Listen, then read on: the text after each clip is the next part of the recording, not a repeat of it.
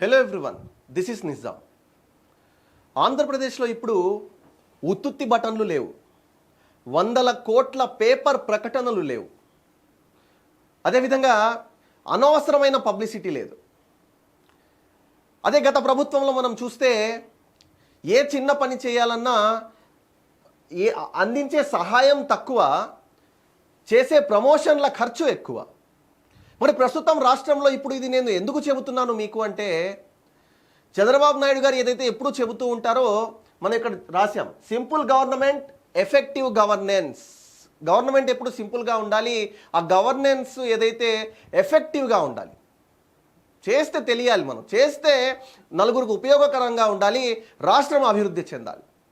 అదే పందాలో ఈనాడు నారా చంద్రబాబు నాయుడు గారు ముఖ్యమంత్రి అయిన తర్వాత కూటమి ప్రభుత్వంలో ఆయన అదే విధంగా ఫాలో అవుతున్నారు. ఆయన సైలెన్స్ కారణం ఏంటంటే, ఆయన ప్రకటనలు లేకుండా, ఆర్భాటాలు హంగులు లేకుండా సైలెంట్గా వెళ్తూ అభివృద్ధిని దృష్టిలో ఉంచుకొని, రాష్ట్ర అభివృద్ధిని, అదేవిధంగా ప్రజల సంక్షేమాన్ని దృష్టిలో ఉంచుకొని ఆయన ముందుకు సాగుతున్నారు. ఇప్పుడు నేను ఎందుకు చెప్తున్నాను ఈ మాట అంటే,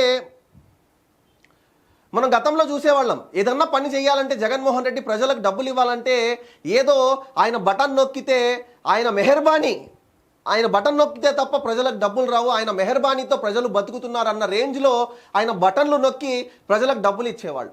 చేసేది మళ్ళీ ప్రజల డబ్బే, చేసేది ప్రజా సహాయం. ప్రజలకు ఇచ్చే సహాయాన్ని జగన్మోహన్ రెడ్డి ఏ విధంగా అనుకునే వాళ్ళంటే, అతను ఒక రాజు, నేను ఒక రాజుని, నేను ఇచ్చే డబ్బులు ఈ సామాన్య ప్రజలకు నేను ఇస్తున్నాను, నేను రాజును అనుకునేవాడు. కానీ ఇప్పుడు అలా కాదండి. ఇప్పుడు ఇది ఎందుకు చెప్తున్నాను ఇదంతా అంటే, మొన్న విజయవాడలో బుడమేరు నది పొంగి వరద వచ్చిన సంగతి మనకు తెలిసిందే.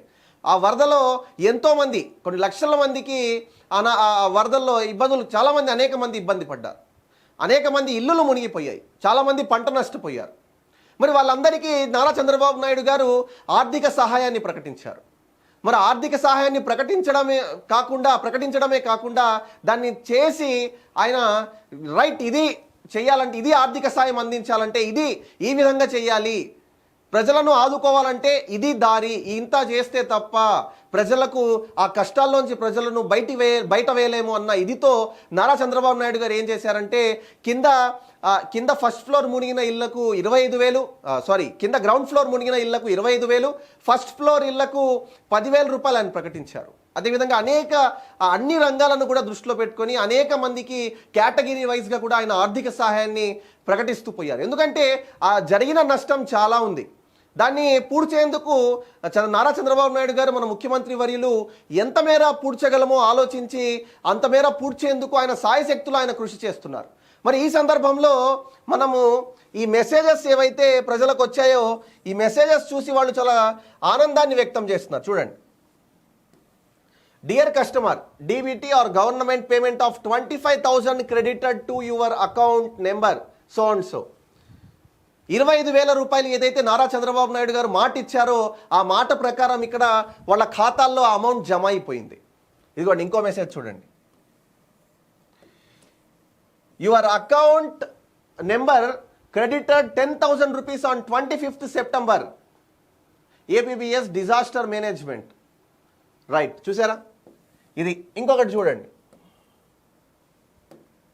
తీసేద్దాం ఇవి.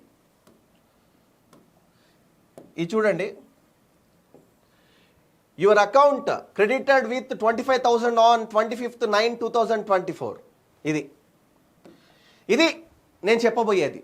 ఏదో వరదలు వచ్చాయంటే జగన్మోహన్ రెడ్డి 2,000 రూపాయలు వాళ్లకు ఏదో భిక్ష వేసినట్టు, మెహర్బానీ చేసినట్టు కాకుండా, నారా చంద్రబాబు నాయుడు గారు నిజంగా వాస్తవంగా వాళ్ళకు అవసరాలు ఏముంటాయి, ఈ వరదల్లో వాళ్ళు ఎంత మేర నష్టపోయారు, ఎంత మేర వాళ్లను భర్తీ చేయగలం, ఎంత మేర వాళ్లకు న్యాయం చేయగలం అని ఆలోచించి నారా చంద్రబాబు నాయుడు గారు ఏం చేశారంటే ఇవి